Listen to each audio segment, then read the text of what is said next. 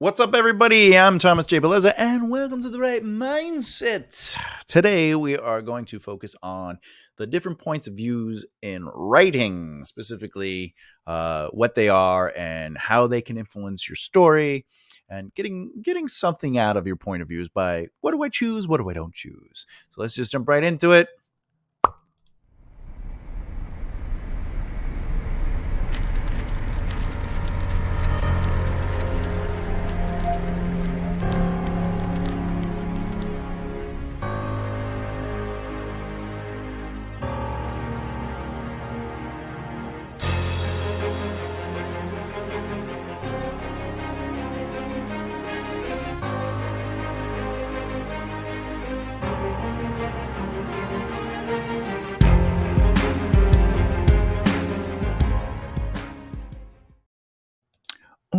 Today's lesson, point of views in writing.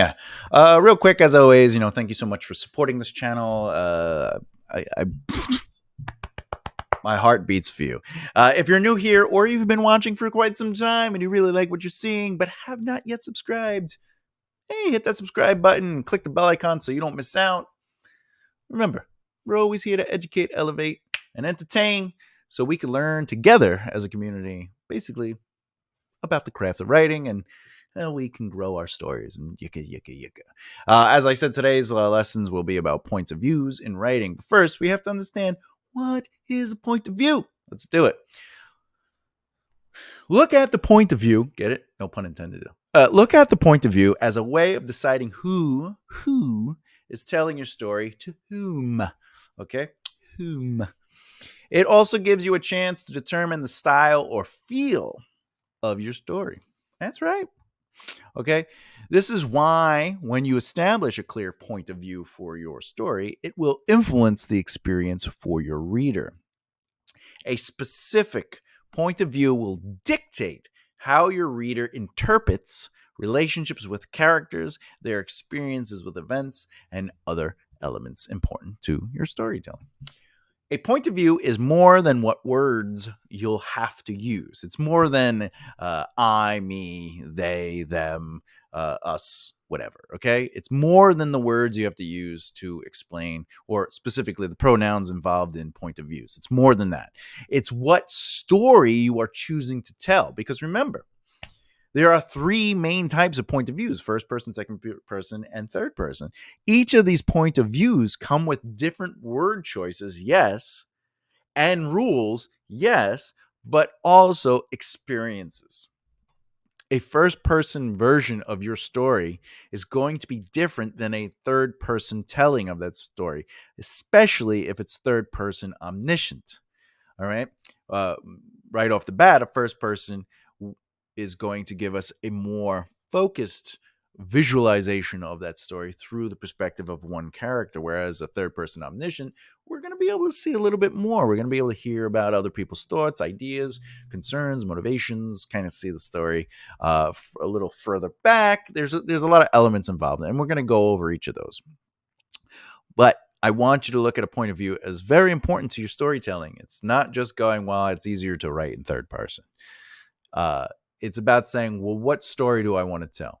Whose story do I want to tell to whom? All right. It's time we have a quick overview of each, just so we can kind of get a little inside information on it. The first one we're going to really touch on is first person point of view. In first person point of view, the reader accesses the story through one person. When using first person, you'll see pronouns like I, me, we, us, or our. Okay. First person point of view will limit what a reader can know about other characters, since you can't really see in anyone else's other head. You can't see in other people's heads. You only see in the first person's. However, you can head hop. I would probably stay away from that unless you're doing chapter breaks or a full chapter is dedicated to a specific point of view. But more importantly, when you are writing in first person, it limits your reader to experiencing other characters in those moments. Okay. Unless the character can read minds, of course. And then you're hearing what they're reading from the other people. All right. There are two ways to write a first person. first person central and first person peripheral. The first person central, the narrator, is also the protagonist of the story. First person peripheral, the narrator is telling the story of the protagonist from close by. This is a good way to bring the reader in close to feel like they are on the adventure through the eyes of the protagonist. Real quick, a first person central. The protagonist, your protagonist, is telling the story. We're hearing the story through their experience. Okay, it can be in present tense or past tense. That's a whole other story. But the protagonists themselves, when it is central, is ultimately describing and defining the world around them. Whereas peripheral, first person peripheral, the narrator is telling the story of the protagonist from close by, meaning the way the story is kind of told is more or less an observation through first person, but not necessarily seeing the process of the character. The narrator's working you through the process of the character. Okay. Next, second person point of view. A very uncommon point of view, by the way. However, it does exist. So we're going to go over. Second person point of view establishes the reader as the protagonist or main character. They are the ones in the story experiencing the narration of the story, the narrative, right? Second person point of views use the pronoun you. You, me, hey, we got this, right? You. If you, as a writer, want your readers to be engrossed or feel involved, this might be your point of view. It's a fun, creative challenge or way to create a novel experience for your reader when you use a second person point of view. You could be you walk through the door to a room filled with the warmth spewing from the hearth of the fire that lights the stone brick wall, mixing the cool touch of your hand against the stone, right? Whatever. But like you're reading it as if you're the one dealing with it. This is also fun for if you want to have if you're really big into Dungeons and Dragons, right? Role playing games. You're reading these books, and it's almost like the book is the dungeon master, or I think they call them GMs now, the game masters. And you're experiencing the story, like you're flowing through it. So that's always exciting. It's not a very common point of view that's chosen. However, third person point of view is a very common point of view that's chosen for writers. What is interesting about third person point of view is that it gives the narrator the ability to know everything, even when the characters don't. Common third person pronouns are he, his, she, her, they, them, their, and it is.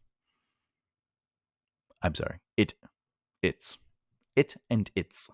Okay. You, as a writer, will be afforded the greatest flexibility to explore your story while creating the most complexity to the experience. There are, however, 3 ways to write in third person. There's third person omniscient, third person limited omniscient, also called third person close, and third person objective. First off, third person omniscient gives the narrator the freedom to speak candidly about everyone and everything. This is basically the easiest way to put it is God is telling the story as a narrator. They are divinely aware of everything. They know what people are thinking. This is common when you're reading something and they get to a castle, or they go to like an aunt's house in the or a grandmother's house, in modern time, and they get to the house, and the narrator might go off on, this house was built 3 generations ago. You can see the history through the fading color on the side of the house, but the new roof shows that it's the upkeep has been limited, or whatever the case may be. These are things that aren't necessarily being seen by the main character, but the reader's able to know these things because the divine, omniscient third person element of the story is telling you things to kind of like add a little world building to it. How long has this house been here? This is not the first generation to be in this house. Things like that. A common use of a point of view is third person omniscient, though. So, as there are no limits to the time, space, or character the narrator can access. It is very common for people to use third person omniscient. I like third person omniscient. There's nothing wrong with that. You'll even get options of the situations, characters. I'm sorry. You'll get opinions from the narrator of certain situations, characters, and the overall story you're telling. Think of third person omniscient as I said 2 seconds ago, the divine presence in telling a story. They know everything and sometimes have thoughts about the situation themselves. They have opinions, they have perspectives, they have interests. So that's the thing. Like, remember, like, the point of view you choose helps tell the story. So in this case, the narrator has a voice, right? Now, if we add a limitation to third person omniscient, we get third person limited omniscient. Now, what is that? Well, as I said earlier, you might have heard this one called third person close, right? This story is told by a narrator who limits their intrusion to one central character's feelings and thoughts. So ultimately, it's like first person, but pulling out a little bit and allowing someone else to tell the story through the experience of one central character. Basically, as the reader experiences the book, the narrator will tell you things about the world, the main character's motivations, and the process of that main character. Or I say main character because the protagonist is not necessarily, or I should say, a main character isn't necessarily a protagonist. However, all protagonists are main characters, hopefully, because you need your protagonist to be a main character, or what's the point, right? So, with that said, basically, as a reader experiences the book, right, the narrator will tell you things about the world, the main character's motivations and process, as I said, but it will stay out of the heads of other characters. Now, the Harry Potter series is an example of third-person limited omniscience. The reader has access to scenes across time and space, but they are only ever in the head of Harry himself. This might not be true for every book, however, some of the Harry Potter books are definitely third-person limited omniscience. Third-person objective, however, if you want to stay out of the heads of your characters, third-person objective is probably your choice, okay? The narrator relies on the observations of what characters are doing and saying rather than getting in their heads. This is the best way to put it is the fly on the world perspective. There's a fly or a robotic fly going around checking out what's going on, and they're basically talking you, the audience, the reader, through the experience of what's going on. Honestly, this is usually what it feels like to watch a movie.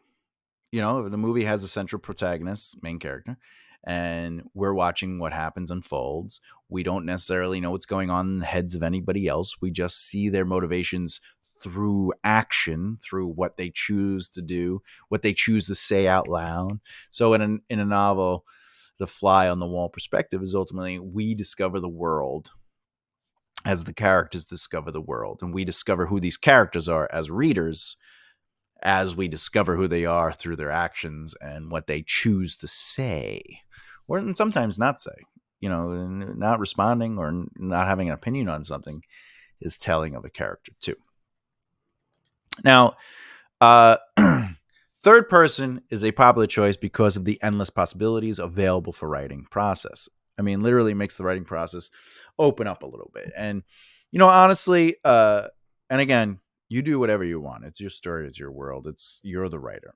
I always suggest third person omniscient to people who are starting out writing, so they're not limited to, you know, writing in one perspective of like a main character. They get to explore the world. They get to kind of like think with the other characters. They're able to tell a little bit about the world. They're allowed to have an opinion. It's almost like they're actually literally telling the story.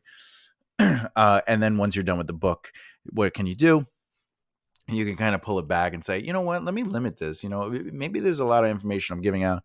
Maybe I could explore that information through action. And it gives you a chance to kind of like edit sort of what you want to write. And you can hone your ability as a writer by learning what points of views work best for you as a writer as well. And it's also okay. Um, you know, well, we'll get to that. We'll get to that. You as a writer are never limited, by the way, by the thoughts, observations, or moments of a single character through third person, which is always helpful. And if you love building more complex worlds, plots, and characters, you might find yourself embracing one of the third person points of views. One quick note, though: unlike third person omniscient, third person objective does not come with a narrator and their subjective or biased personality. So, in third person objective, again, it's a fly on the wall, but it's not necessarily a narrator that has a deep personality. It's sort of like, this is what's happening. We're seeing what's happening. How a point of view influences a story, because that's important to know. When you're choosing a point of view, it is its own character. First person gives you a limitation on a character's knowledge. This allows you to play to the advantage of creating a mystery around other characters.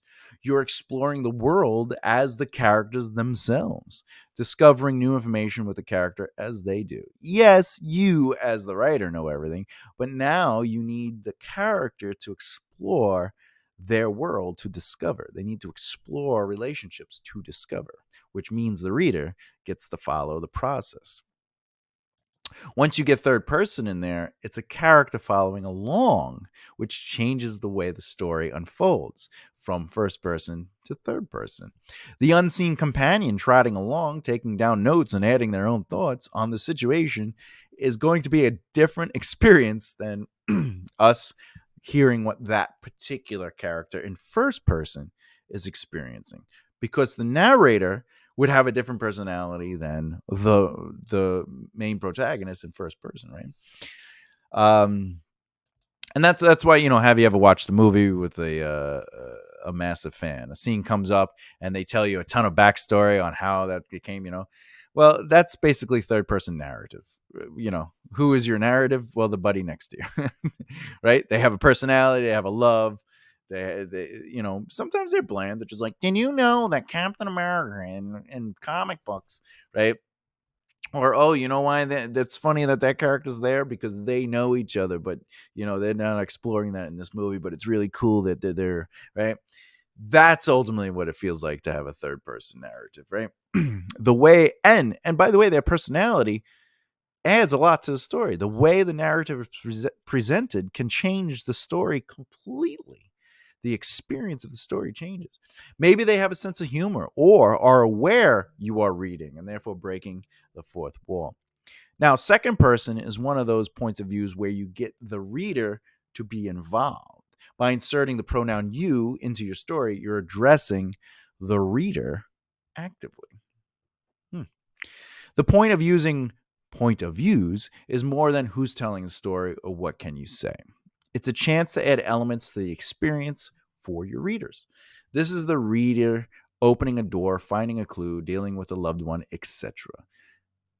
Allow your point of views to be more than what you're choosing to write in. Figure out how you want to tell your story and where you want the person or the narrator, be it either the main protagonist through first person, the experience through second person, as the reader is making those choices, or third person, where we get to see the world unfold by a companion, an invisible companion. And how does that story unfold for you?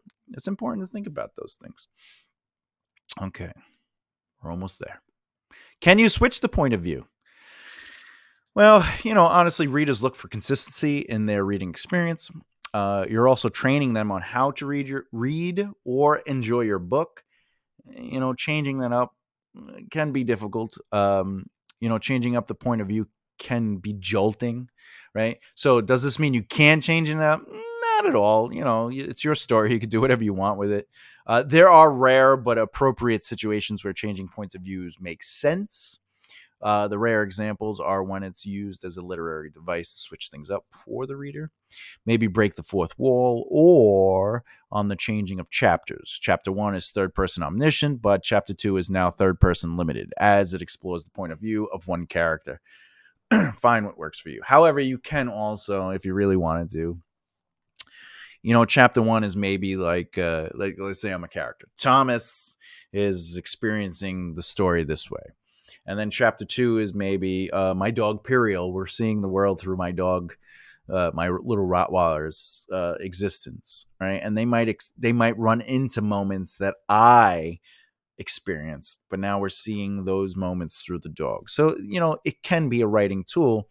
The thing that would be difficult is if the book, the first chapter has me as the first person, and we're seeing the world through me, but then there's just one paragraph where it's seen through the dog. That would be like, whoa, like you want to keep consistency to that. A way around that is a chapter break or a new chapter. Chapter breaks are good if you're trying to stay in a moment.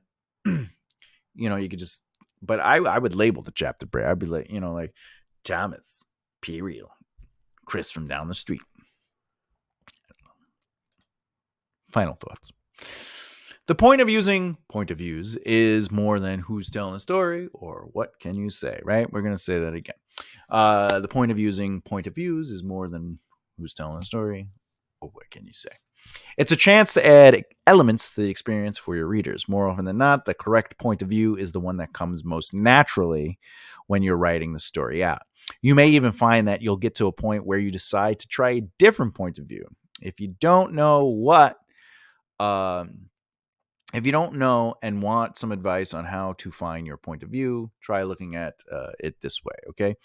So there are a couple things you could do to figure out what point of view is comfortable for you, or that you find natural, or that you read fluently. And one of the best ways is look at similar books in your genre, specifically your genre. That's important, right?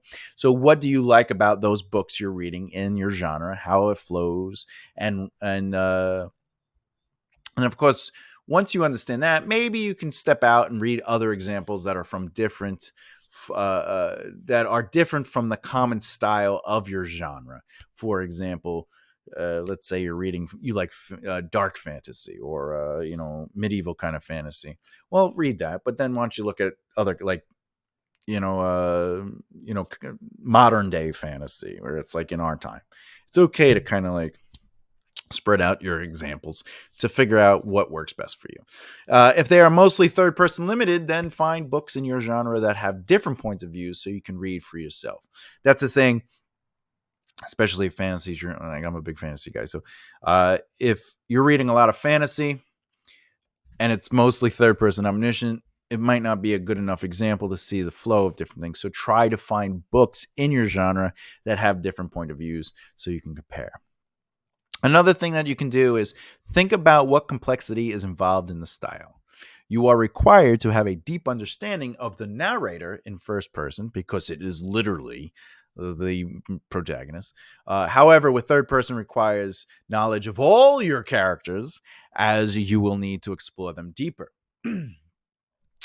Yes, you should know your characters in first person as well because they have to make choices. But what it's basically saying is if you want to focus on really understanding a character, since you're writing in their head, their process, and also what they say and their actions and their choices, you gotta really put a lot of time into your first person experience. When it comes to third person, you gotta kind of do that with all the characters, right? Another thing is establish a point of view immediately. You really don't want to leave your reader hanging on for too long. A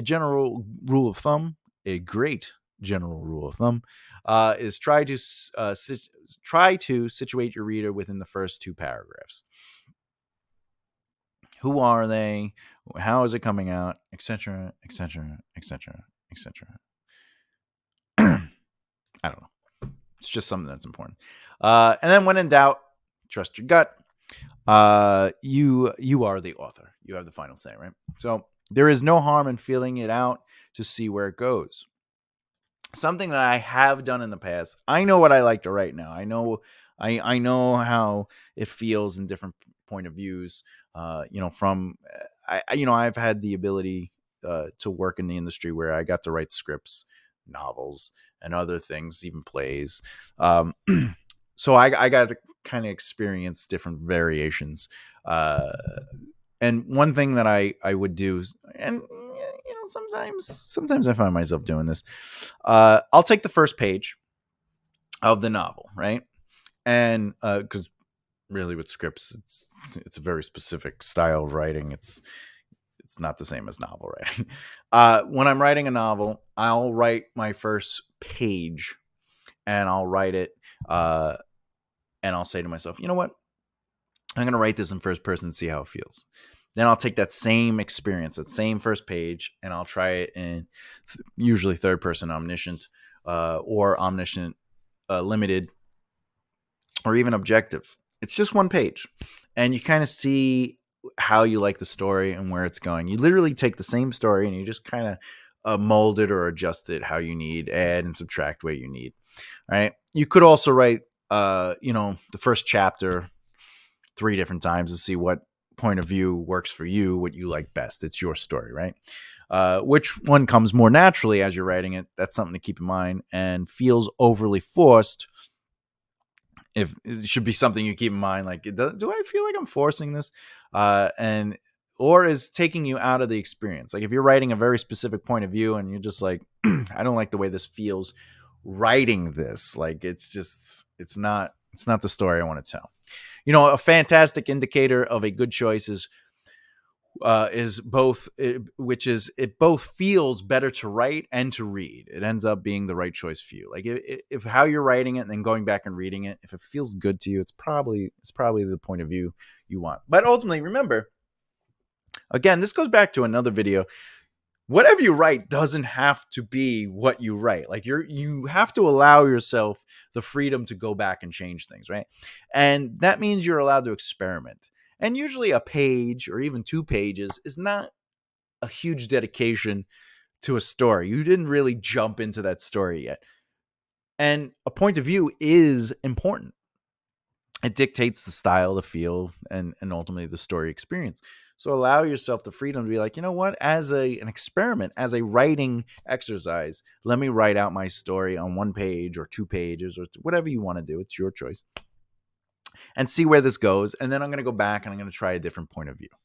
Right? You might even say, hey, this is the protagonist, but let me see if I tell the story through this main character, seeing the protagonist exist. That's also something you can explore, which is pretty interesting, is that the protagonist, and that isn't necessarily omniscient. You could have first person main character being the person that's watching or following or working with the actual protagonist of the story, and we're seeing the story through that. That's the genius of writing and storytelling. You get to do whatever you want. It's creative. Okay. Next video in this series will be imagery, the visual description or figurative language, especially in a literary work that pulls the reader into the pages of your book. That's right. We're going to really work on imagery. That's not necessarily show don't tell. That's something else. We're going to do that video too. But imagery, like, what are we looking at? What are we feeling? Right? So definitely I'm going to enjoy that one. I'm also probably going to give examples too. I'm going to write down stuff. But anyway, question is, what is your favorite point of view to read and your favorite point of view to write in? Let me know in the comments below. Now, you might not know these things, so this might be a nice exercise to think about it. What have you really enjoyed? What kind of books have you enjoyed that have that particular thing? Maybe you have been writing for a while and you realize, wow, I really write in this one particular style. Have I really tried other styles? It's a good, that's why I like this question. It kind of makes you reevaluate yourself as a writer and gives you a chance to grow and develop, right? Anyway, if you want to learn a little bit more about improving your craft inside of the industry and hearing from fellow authors as we have the podcast, please subscribe and hit the bell icon so you don't miss out. That's it. And as always, keep developing the right mindset. I'll see you every Tuesday, 2 o'clock. Take care. Bye.